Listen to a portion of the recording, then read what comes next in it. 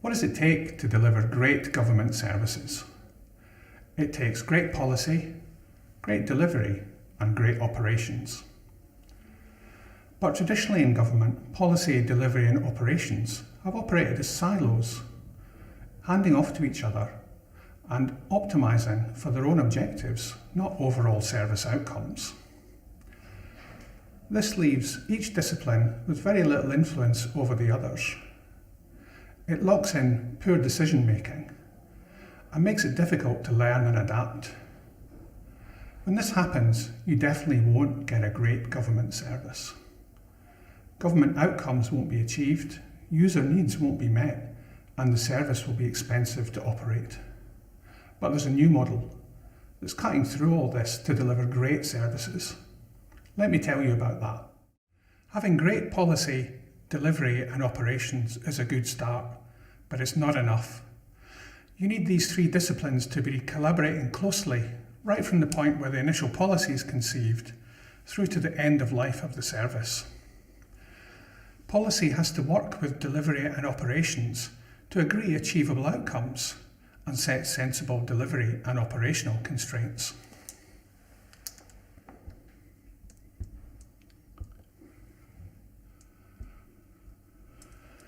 Delivery has to work with policy, for example, flagging up where policy choices are making it hard for users.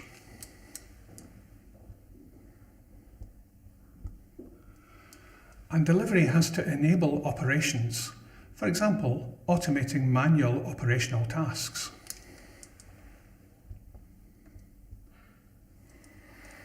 Finally, operations has to work with delivery, for example, where the delivered service is causing failure demand.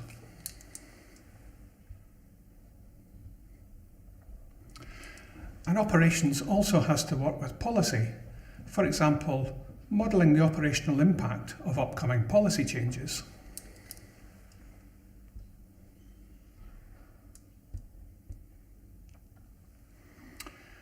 But even this isn't enough.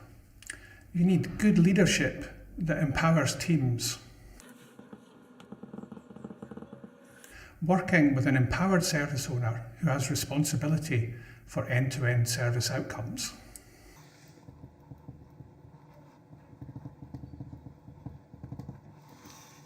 Bringing these three disciplines together under an empowered service owner means that it's easier to bridge the gap between policy and delivery and the gap between delivery and operations.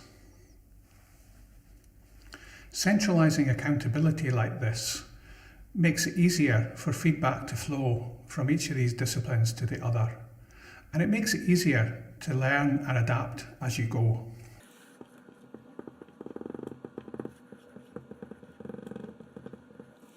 Bridging these three disciplines, empowering teams in a strictly hierarchical environment, and the fast-moving political environment that service owners encounter means this is a very difficult job. Service owners must also balance government needs and user needs.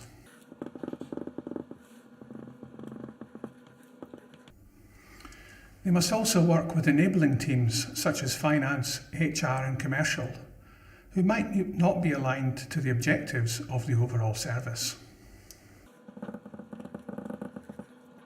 They also have to attract talented civil servants and great, good quality suppliers.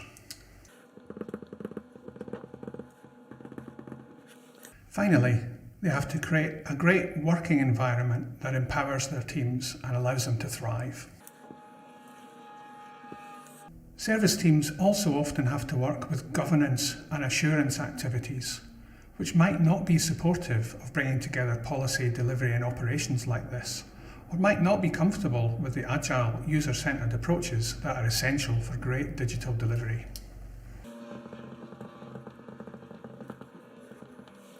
If you're a service owner who's bringing together policy, delivery and operations like this in an organisation where it's not been done before, you might also face scepticism from colleagues in policy, delivery or operations, including inside your team. In this case, you might want to gradually bring these disciplines together and show the benefits of doing so as you go. Another thing that I have observed is that this way of working isn't for everyone, because it requires people to change how they work. But what I've found is that if people give it a go, they often embrace it because it helps them do their work better. If your service is a ministerial priority, you also need a service owner who's sufficiently senior and experienced so that they can engage with ministers and influence them based on what their teams are learning. For bigger services, the service owner needs to build a leadership team to support them.